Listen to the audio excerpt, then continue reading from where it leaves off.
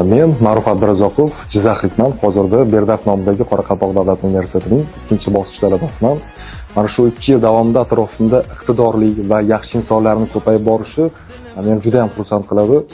Menga universitetimizning yoqadigan tomoni shundaki, bu yerda nafaqat Qoraqalpoq yoki o'zbeklarni uchratish mumkin, balki tojik, turkman, qozoq millatiga mansub do'stlar orttirib, bugungi kunda turli xil loyihalar ustida ishlab kelyapmiz.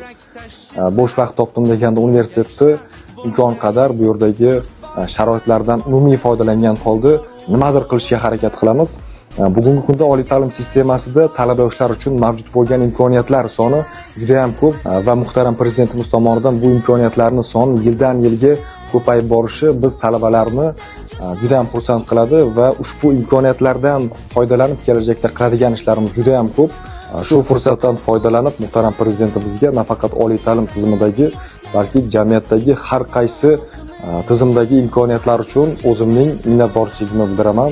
Barchasi uchun rahmat.